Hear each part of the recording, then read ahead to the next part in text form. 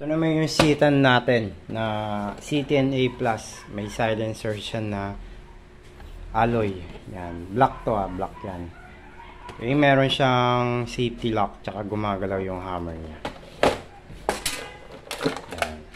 Ito yung Colt 45 natin. May safety lock para hindi makasa. Meron siyang gumagalaw yung hammer niya, nagpi-play. Yan. Tapos may silencer siya. Full metal.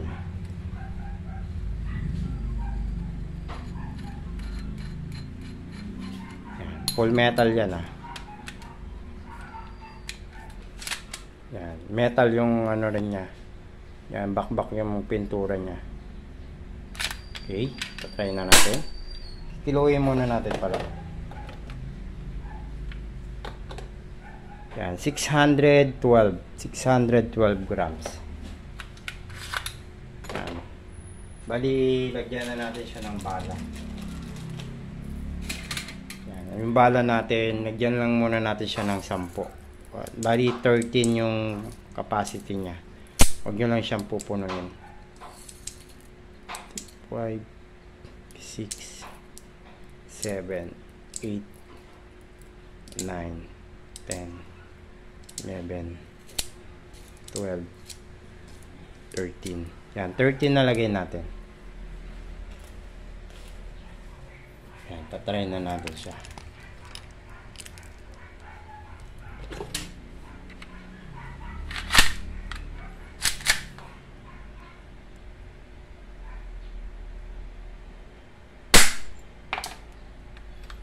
Hindi umabot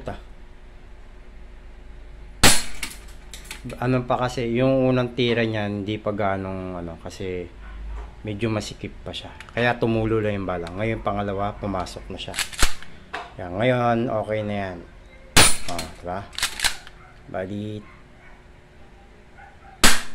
Naku, ayaw na naman.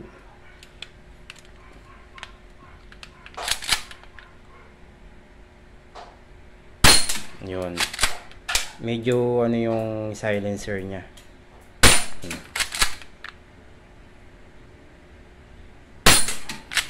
Yeah, medyo maluwag na yung silencer niya. Kanina kadalawang balagbag na tira. Di tumama Yun. So, ayan. Pag palagi yung ginagamit yung silencer nyo, malalaki na yung butas niya. Yan, itong ginagamit ko medyo malaki na. Nagamit na. Yan, wala nang bala. Okay, sa mga gustong bumili nito, lalagay ko yung link nito. Sa mga bibili, wala kayong makikita dyang toy na photo. Kasi, hindi pwede natin ibenta yung mga replica. Yan.